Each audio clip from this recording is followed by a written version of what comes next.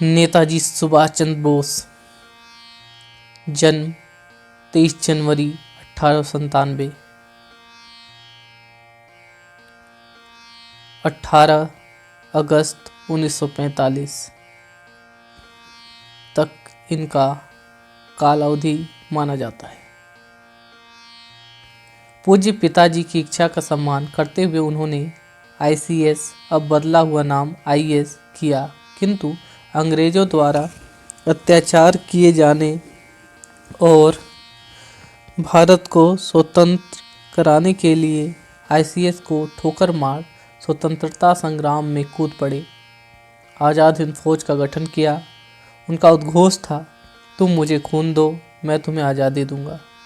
सन 1902 में सुभाष चंद्र बोस जब Protestant European school में पढ़ते थे तो दो दलों अर्थात अंग्रेज बच्चों और भारतीय बच्चों के दल में झगड़ा हो गया।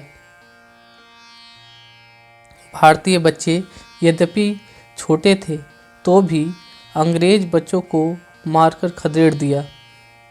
इस पर माँ के समझाते हुए कहा कि इस समय अंग्रेजों का राज है, उनसे झगड़ना ठीक नहीं।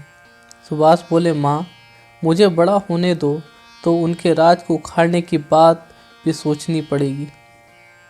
ऐसे क्रांतिकारी विचार उनमें बचपन से ही थे। फिर अंग्रेज बच्चे उनसे दोस्ती करके ही रहते थे।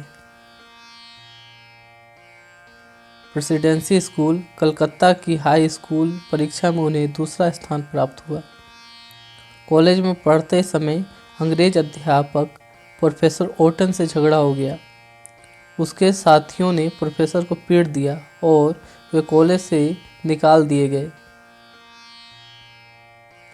रामकृष्ण परमहंस तथा स्वामी विवेकानंद उनके क्रांतिकारी विचारों के पोषक बने। नागरिक अवज्ञा आंदोलन में जब उन्हें 6 महीने का कारावास हुआ तो उन्होंने कहा कि मैंने किसी की मुर्गी चुराई है जो इतनी कम सजा। उसके बाद वे 11 बार जेल गए।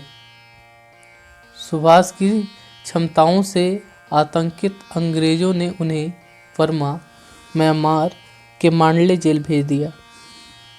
जहां वो बीमार पड़ गए तो उन्हें इलाज के लिए ऑस्ट्रिया भेजा गया और वहीं से भारत की आज़ादी के लिए जर्मनी इत्यादि देशों में भी प्रवास किया।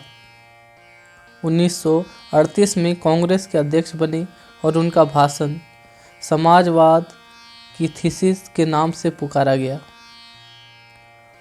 1939 के त्रिपुरा अधिवेशन में वे पुनः कांग्रेस अध्यक्ष बने, किंतु गांधी जी के कारण अध्यक्ष पद छोड़ दिया।